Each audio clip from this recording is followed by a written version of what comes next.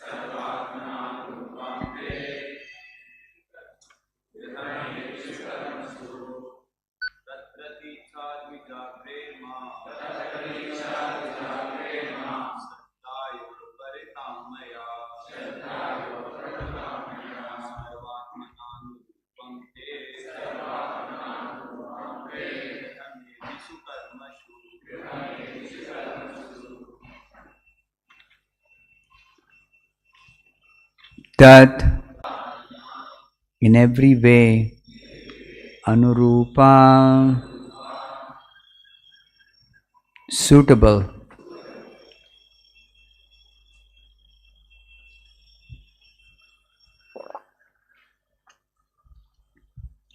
te for you grihamedhishu in the household karmasu duties. Translation and purport by His Divine Grace A.C. Bhaktivedanta Swamy Prabhupada. Translation. Therefore, please accept her, O chief of the brāhmaṇas, for I offer her with faith, and she is in every respect fit to be your wife and take charge of your household duties. Please repeat this translation after me. Therefore, please accept her, O chief of the brāhmaṇas, for I offer her with faith, and she is in every respect fit to be your wife and take charge of your household duties. Purport by Srila Prabhupada. The words grihamedhishu karmasu mean in household duties. Another word is also used here, sarvatmananu rupam. The purport is that a wife should not only be equal to her husband in age, character and qualities, but must be helpful to him in his household duties. The household duty of a man is not to satisfy his sense gratification, but to remain with a wife and children, and at the same time attain advancement in spiritual life. One who does not do so is not a householder, but a grihamedhi. Two words are used in Sanskrit literature. One is grihastha and the other is grihamedhi. The difference between grihamedhi and grihastha is that grihastha is also an ashrama or spiritual order. But if one simply satisfies his senses as a householder, then he is a Grihamedhi. For a Grihamedhi, to accept a wife means to satisfy the senses. But for a Grihastha, a qualified wife is an assistant in every respect for advancement in spiritual activities. It is the duty of the wife to take charge of household affairs and not to compete with the husband. A wife is meant to help, but she cannot help her husband unless he is completely equal to her in age, character and quality. Thus ends the Bhaktivedanta purport. Om Ajnana Timirandasya Jnananjana Shalakaya Chakshurunmilitam Yena Tasmai Shri Gurave Namah. Om Vishnu Padaya Krishna Preshtaya Bhutale Srimate Bhaktivedanta Swamy Namaste Saraswate Deve Gauravani Nirvishesha Shunyavadi Paschatya Deshatarani Jaya Shri Krishna Chaitanya Prabhu Shri Advaita Vedadara Shiva Hare Krishna Krishna Krishna Hare Hare Hare Rama Rama Rama. This is a conversation between Swayambhu Manu, who has come to Kardama Muni's ashram, and he has come to marry his daughter Devahuti to Kardama Muni. And that's why this chapter is entitled The Marriage of Kardama Muni and Devahuti. Swayambhu Manu is actually the emperor of the whole world.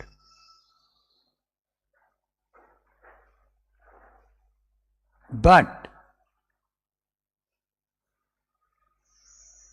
he is also a great devotee of the Supreme Lord.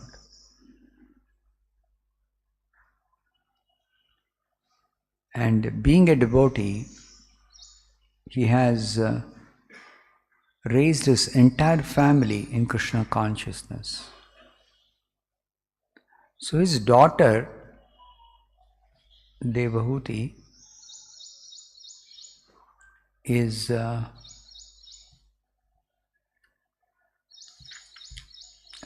also a devotee, and she has learnt about Kardama Muni not by seeing him, not by talking to him, but by hearing about him from the sage Narada.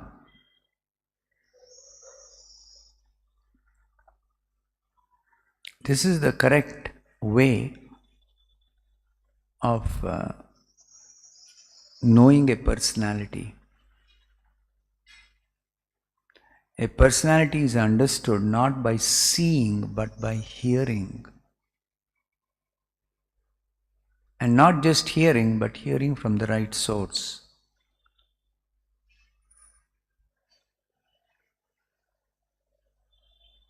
Even Rukmini, she learnt about Krishna while she was staying with her father, by hearing great saintly persons glorify Krishna when they used to visit her father's palace.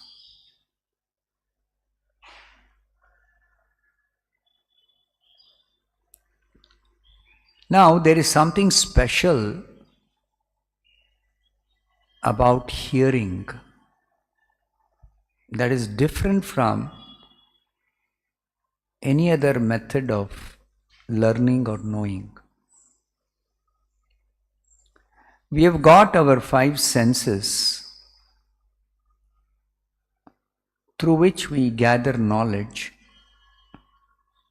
and we also have our mind and intelligence through which also we learn, gather knowledge.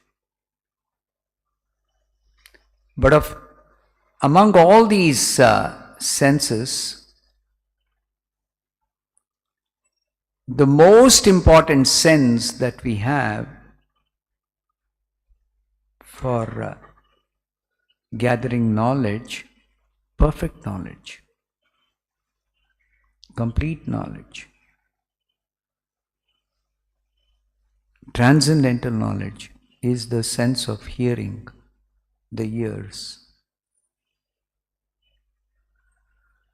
Why is it that hearing is the best method of learning or knowing or understanding? Why? The secret is revealed by Krishna in the Bhagavad Gita.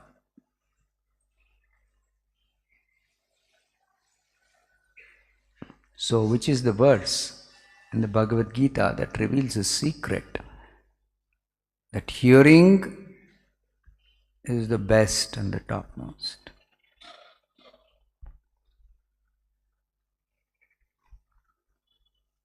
Loudly. Sacrifice? Yeah, the Bhagavad Gita says of the different types of sacrifice. A brahmachari, he sacrifices the hearing process in the fire of transcendental knowledge. But that is just talking of the brahmachari. But I am saying, or rather the scriptures are telling, which I am repeating, for everyone, hearing is the best process. That's because, I'll directly come to the verse. Krishna in the Bhagavad Gita in the 7th chapter, he says, Rasoham apsu kaunteya prabhasmi shashi suryayo pranavas sarva vedeshu shabdaha khe paurusham drushu. So this Shabda Khe, Krishna says, I am the sound in ether.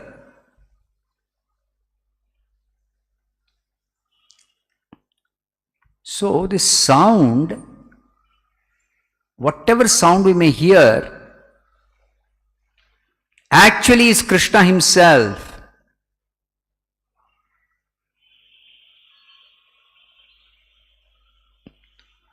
So when sound is Krishna,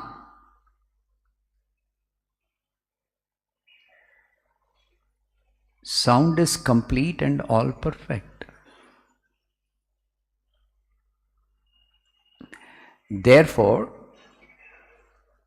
by hearing,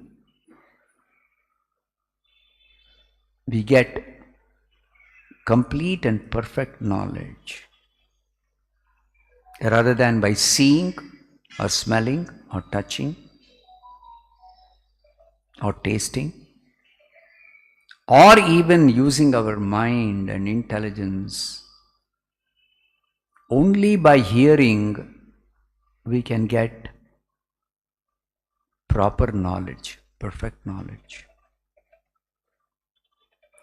And in the Vedic culture, this hearing is given the greatest importance. And bhakti begins with hearing. Shravanam, Kirtanam, Vishnu, Smaranam, Padasevanam, Archanam, Vandanam, Dasyam, Sakyam, Atmanivedanam.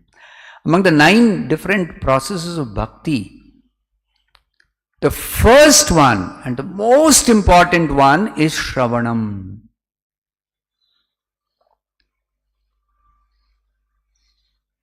Even when we were children, how did we start learning? By hearing. You just think. Child will ask the parents, what is this? Parents will say, table. Now the child is just hearing a sound called table. And learning is complete. Over. Next time the parents will ask, what is this? Child will merely repeat, table. Now the sound table, just think of this. This is explained very beautifully by Vasudeva when he is glorifying the sages at the holy place called Kurukshetra, where they had all assembled for observing a eclipse. What eclipse was that? Solar eclipse. So Krishna had also come from Dwaraka. And hearing that Krishna is coming, so many other kings and other sages, they all came to Kurukshetra to observe that solar eclipse, but really they came to see Krishna. And in that assembly of saintly persons, Vasudeva began to glorify the assembled sages. And he was informed by the sages that your two sons, Krishna and Balaram, they are not just ordinary persons. They are the Supreme Personality of Godhead, who have very, very mercifully, kindly appeared as your sons. Then, after that, Vasudeva glorifies Krishna and Balaram. See, for Krishna and Balaram to choose Vasudeva as their father, the Lord appears out of his own free will, and he selects the parents to whom he is going to appear. Conditioned souls cannot select. They are forced to appear as a son or daughter of some particular parents. It's all by laws of karma. Krishna and Balaram and pure devotees like Prabhupada,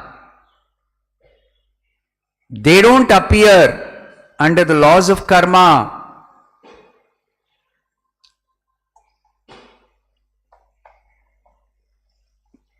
So Krishna and Balaram chose Vasudeva and Devaki. So Vasudeva is actually highly qualified to be selected by Krishna and Balaram as the father to whom Krishna and Balaram will appear as their son. So Vasudeva glorifies Krishna and Balaram.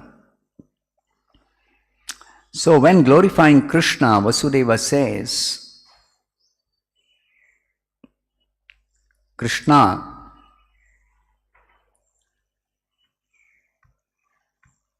you are the sound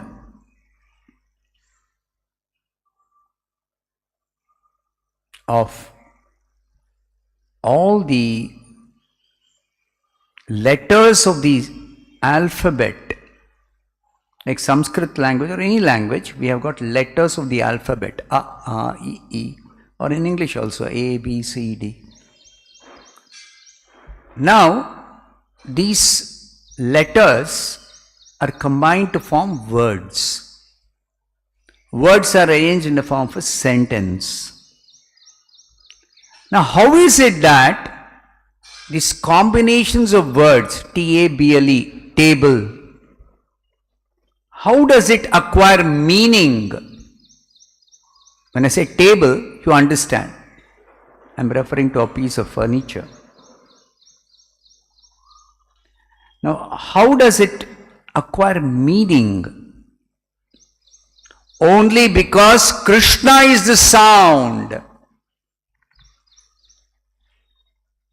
Therefore,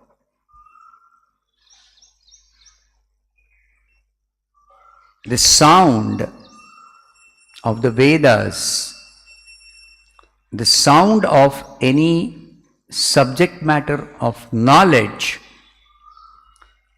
is actually meaningful only because Krishna is that sound.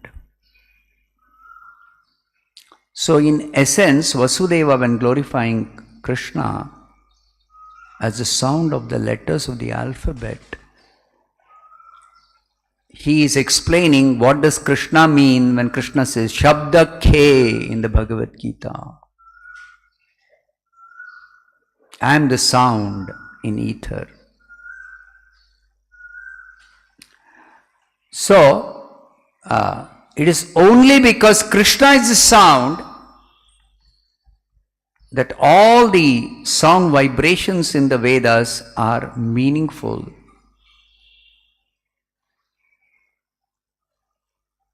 And that's how there is something called language by which we communicate. Now I am sitting here and speaking. All of you are able to understand what I am speaking.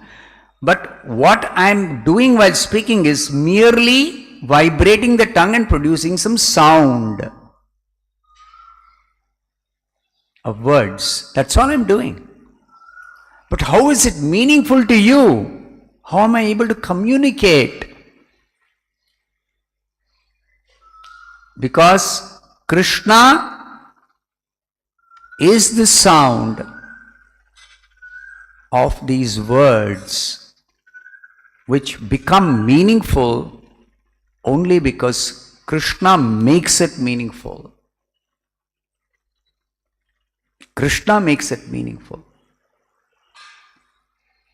So Vasudeva glorifies Krishna. It's only because you invest meaning in all these sounds in the Vedas that the Vedas have become a perfect body of knowledge.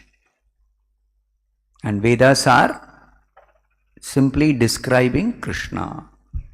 Krishna means the absolute truth. Krishna, Krishna's expansions, Krishna's energies, Krishna's paraphernalia, everything, the whole cosmic manifestation is explained through the sound vibration of the Vedas. Because Krishna is the sound of the Vedas and Krishna is the cause for every sound of the Vedas becoming meaningful.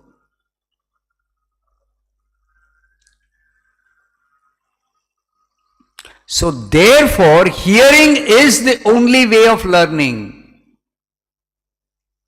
Hearing is the only way of learning. In fact, our other senses, they are merely supporting our learning through hearing.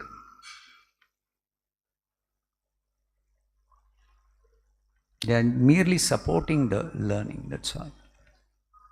And that also because our hearing is not perfect. If hearing were to be perfected,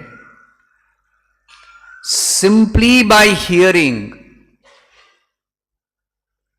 about God, we can completely become fully God realized.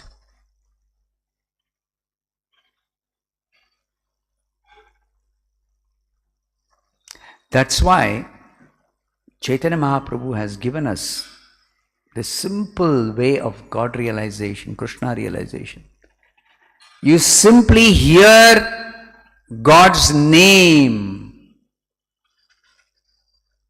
but that hearing has to be with 100% attention. So our material existence has made us not give full attention when we are hearing something. That's because our ability to even give partial attention to something that is spoken, especially material descriptions of something. Partial attention is enough.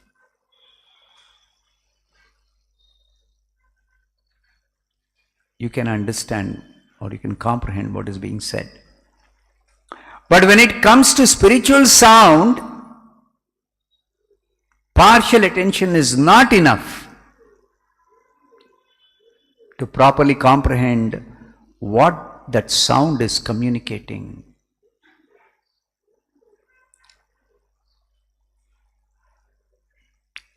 Just take the word or the name Krishna, 2 syllables,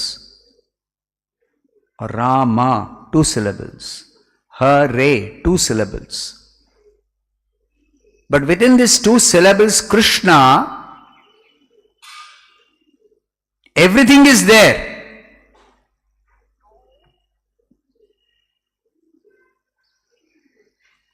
All knowledge is there. But we cannot comprehend if we don't hear perfectly. So Chaitanya Mahaprabhu teaches us, and Prabhupada explains this. You simply hear properly, attentively, with your heart and soul. You hear Hare Krishna, Krishna Krishna, Hare Hare, Hare Rama, Rama Rama, Hare Hare. So in the beginning, as Chaitanya Mahaprabhu explains, this hearing Hare Krishna will purify our consciousness. Cheto darpana marjanam. Because even once if you hear perfectly this Hare Krishna mantra, you become fully God realized, Krishna realized. But the hearing is to be done with a pure heart, with purified consciousness. And the hearing has to be done with full attention. So in the beginning, when we practice chanting Hare Krishna and hearing, chanting and hearing. So in the beginning what happens is, we are not accustomed to or we are not habituated to hearing with full attention. Because material knowledge doesn't require full attention at all. Especially if somebody is very intelligent, then even partial attention, very little attention, they can quickly understand, they can comprehend, they can learn.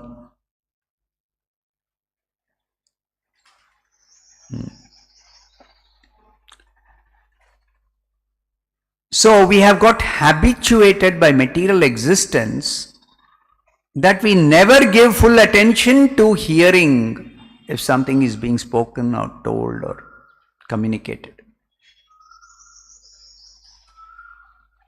And we have lost the habit, or rather the ability even, I would say, of giving full attention and hearing something.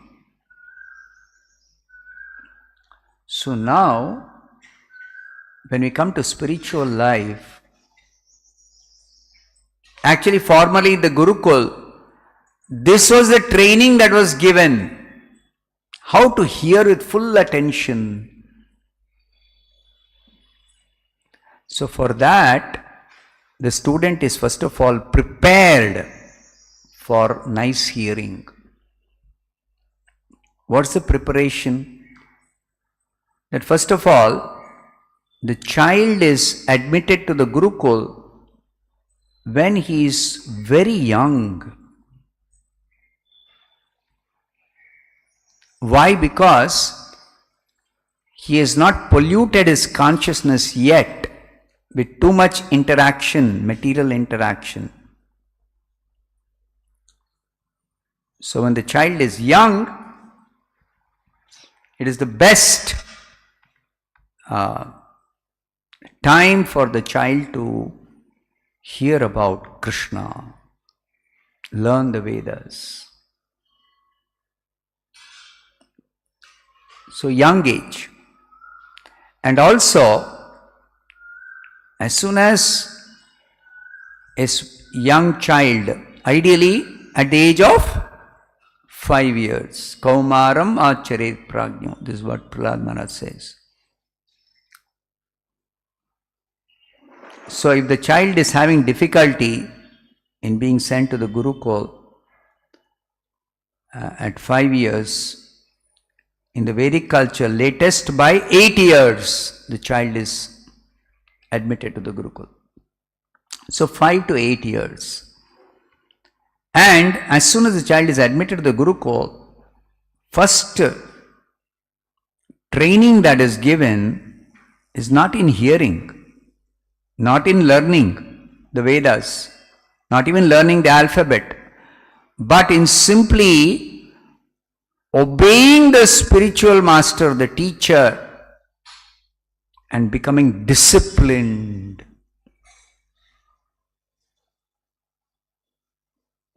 So obedience means one has to exactly do what the teacher tells, and the teacher will tell only once.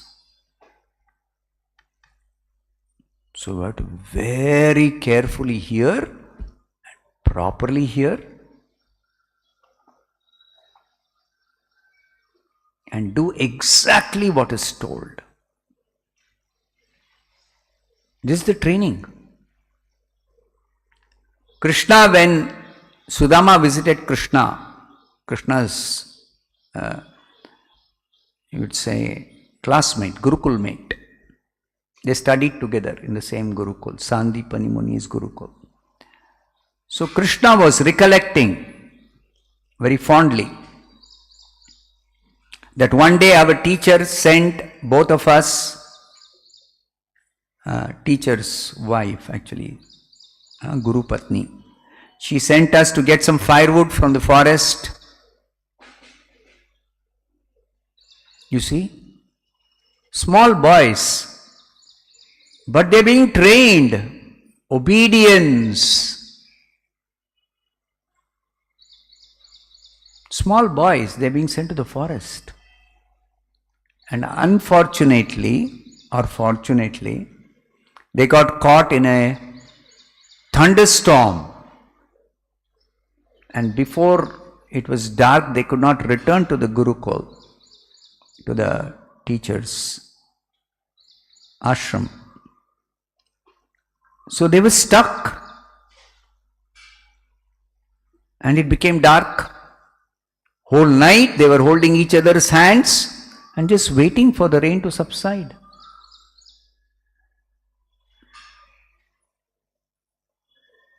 So this is the training. And this training, how does it make the student qualified to learn the Vedas? Hear once with perfect attention, exactly. No speculation, no interpretation.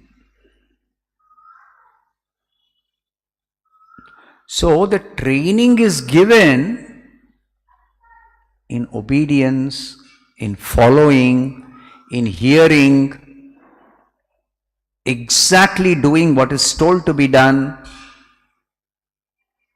And then after the student has become sufficiently trained up in that, then sit down and hear the Vedas. The spiritual master will just recite the Vedas. Student will hear once with full attention, commit it to memory. Rest of his life he is not going to forget what he has heard. So there was no need of books. Prabhupada explains, formerly there was no need of books. So there were no books. Everything was there, stored up perfectly, and can be retrieved any time in the future. Exactly. Now we are using technology to store and retrieve. But formerly there was no need of this technology.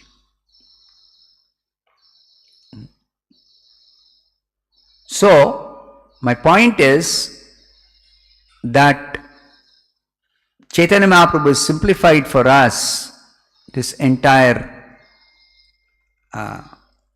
process of hearing about Krishna and knowing Krishna and perfecting our life by becoming Krishna realized. By teaching us that you simply hear the name of Krishna, which is complete, perfect, is the source of all knowledge, is the reservoir of all knowledge. Everything is there. But you have to practice to become disciplined, to become fully attentive in hearing, and to stop the habit or the business of speculation. There is one prayer offered by Brahma to Krishna, that Brahma Vimohana Leela, 10th canto, 13th chapter. Jnane prayasam udapasya namanta eva. The process of learning about Krishna is to hear about Krishna by giving up this business of speculating.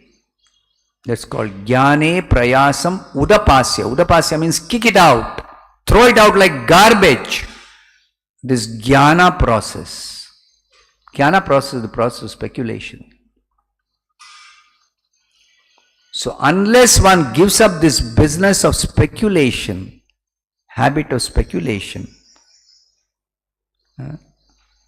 one cannot know Krishna. It's not possible. So Chaitanya Mahaprabhu teaches us, give up this business of speculation, change your habit. Hear with full attention, hear with your heart and soul, hear with purified consciousness.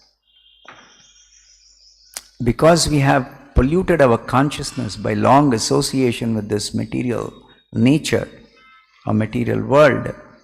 Why? Because we wanted to enjoy materially.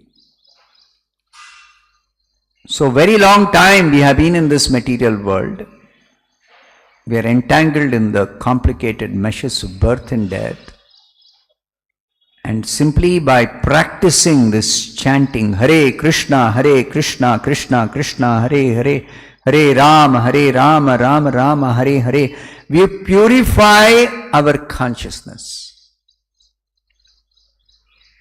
Provided you allow that sound vibration that you generate by chanting Hare Krishna to enter through your ears, penetrate through the layers of covering. Our gross body and subtle body are the layers of covering for our soul. So this sound vibration of this holy name of Krishna, fully potent, unlimited potency, but that has to enter through our ears, go through the different layers of coverings, 8 layers of coverings. Bhumirapo nalo vayu khammano buddhirevacha ahankara iti yamme. These are the 8 elements of matter. So our gross body is the external covering for the soul, for our real self, and it is made up of these 5 elements. 5 gross elements. And our subtle body is made up of the 3 subtle elements. So the sound vibration of the holy name has to penetrate these layers and has to go and touch the soul, touch me, touch you, touch the devotee, touch the real self. Now certainly Krishna's name has all the potency to penetrate anything. But the name is not an impersonal sound. Just like sometimes we go for this ultrasound scanning. Now they have a equipment that generates that sound of a different frequency, not this audible sound, some other higher, some other different frequency. It penetrates through all the layers, this gross layers, and then it goes and gives an image of the image or some kind of indication of something they are trying to see inside. So that is not dependent on your attention. That sound will penetrate and go inside and do the work. Impersonal sound. But Krishna is the Supreme Person, and as sound of His name, He is the same person. So He will not forcibly enter through the layers and touch your heart, touch your consciousness, if you don't want Him to enter.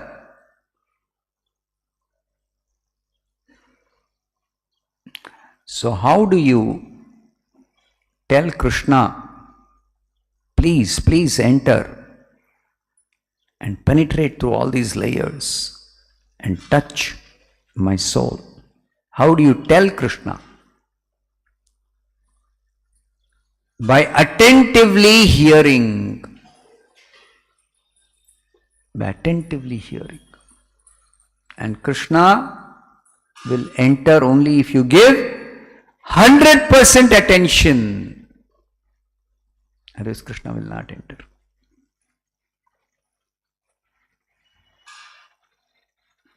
And we have more or less lost the habit of giving 100% attention to hearing. So to revive that habit, old habit, it's a very old habit. We have lost that. Almost lost it completely. But you cannot completely lose it, because your original nature is to hear perfectly with full attention, with heart and soul. That is the technique of spiritual hearing. And that you have, every one of us has. As spirit soul, we all have that hearing technique. But we had to revive it because of our long association with this material world. We not used that, and we have almost forgotten. But it is not lost, it is there in the heart. So that has to be revived by practice. So the spiritual master teaches us, practice this chanting and hearing Hare Krishna with attention, and to hear attentively, initially at least you make the conditions favorable. Don't try to hear in a noisy place. So select a quiet place where you can hear easily, nicely.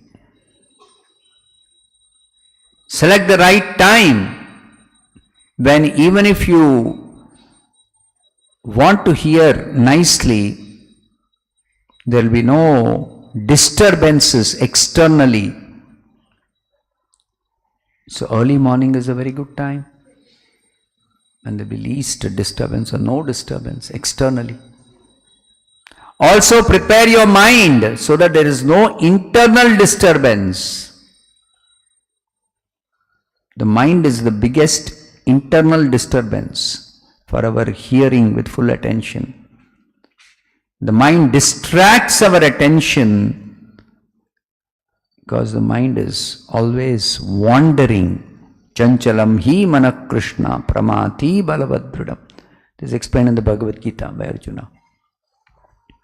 So that restless mind, Prabhupada says, by forcing your mind to hear the Hare Krishna mantra and practicing it, your mind will gradually become less and less distracted. The wandering will reduce by practice. Abhyasa yoga yuktena chetasa na anyagamina. Don't allow your mind to go here and there. Practice fixing the mind on the sound of Hare Krishna. Then the internal disturbance is also gone. Then without any disturbance, full attention, Krishna will enter your heart. And Krishna will wake you up. Jeev jago, Gaura Chandra bole. Bhaktivinoda Thakur is telling us, teaching us. Chaitanya Mahaprabhu is telling, wake up. The spiritual awakening, and that's only possible by submitting, surrendering to the spiritual master, serving him, inquiring from him, and learning from him about how to chant and hear nicely. And then by his blessings, by his mercy, by following his instructions, we become spiritually awakened. After you're spiritually awakened, it takes some time. So the awakening is also gradual.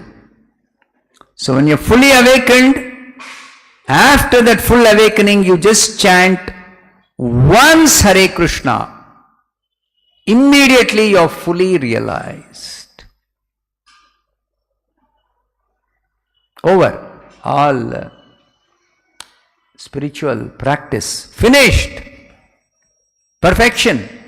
100% perfection. So to accelerate this process of purification and giving full attention, we have got the instructions given by Chaitanya Mahaprabhu,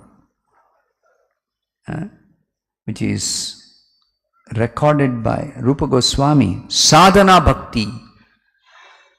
64 different ways of practicing sadhana bhakti. Sadhana means practice. So you practice 64 different methods, this sadhana bhakti. And then very quickly you will become purified fully awakened, and then with 100% attention, you simply chant once over. All perfection. So in the Nectar of Devotion, it is given by Rupa Goswami. What are the 64 items? Among them, the most important is chanting and hearing the Hare Krishna mantra under the guidance and protection of a bona fide spiritual master. This is the most important. And this is the beginning, also the beginning of our sadhana bhakti. So I'll stop here. I don't think we have time for questions. Do we have time?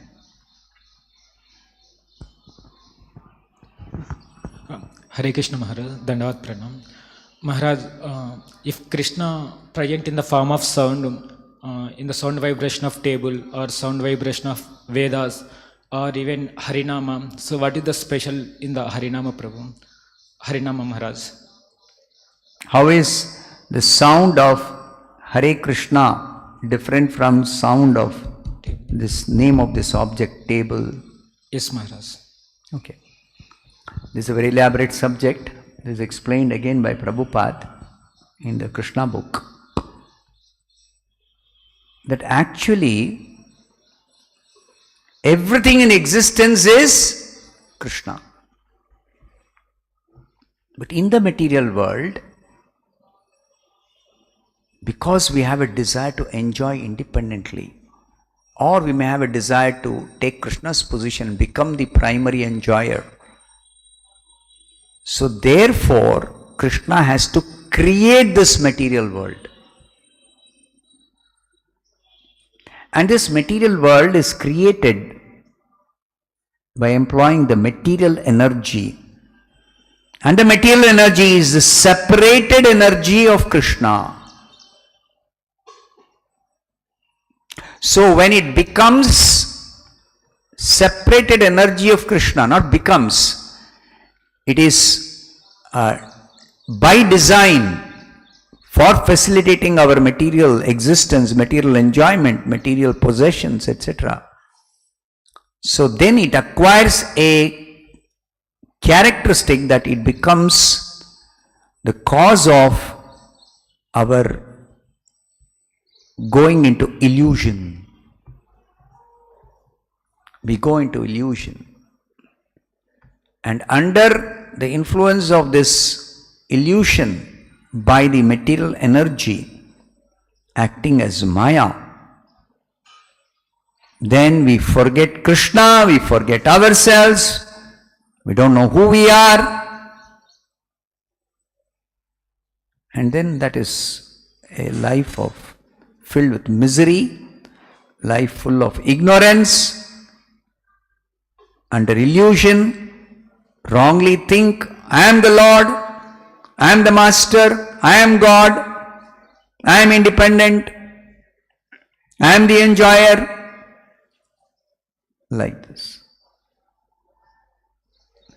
So it is all these sounds referring to material objects and material subject matter, that is the effect of illusion.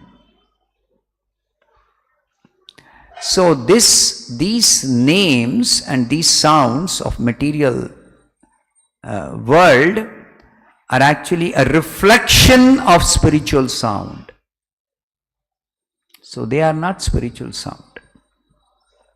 They are the reflection of the spiritual sound. Therefore, hearing this or repeating this material names, table, table, table, table, water, water, water, water, it's not going to work. But when we understand, even in this material world, everything in relationship with Krishna,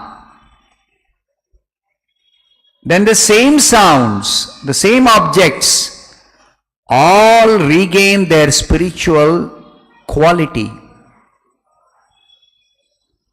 So Rupa Goswami says, Srila Rupa Goswami says, when this table which is material, in this material world, when it is used in Krishna's service, it is no longer the cause of bondage. It becomes the cause of your liberation. It is completely spiritualized.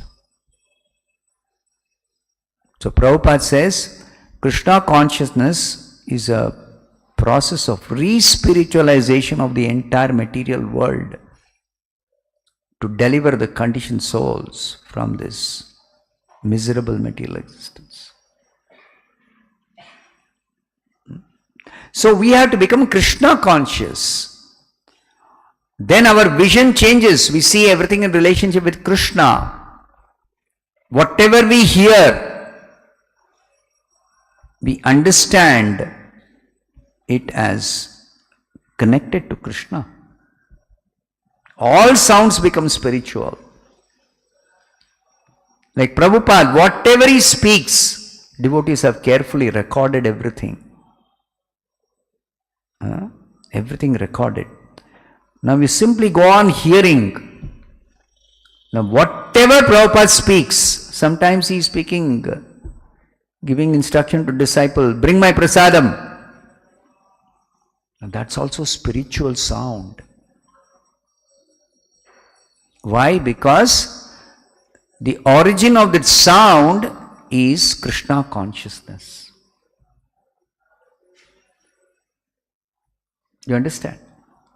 So actually nothing is material in this material world, but it acts like matter because of our desire to enjoy materially, because of our lauding tendency, because of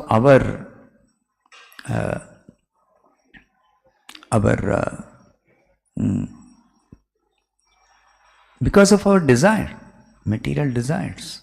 That's all. So when we become free from all material desires, when we become fully situated in 100% Krishna consciousness, whatever we speak, whatever we hear in our devotional service, everything is spiritual.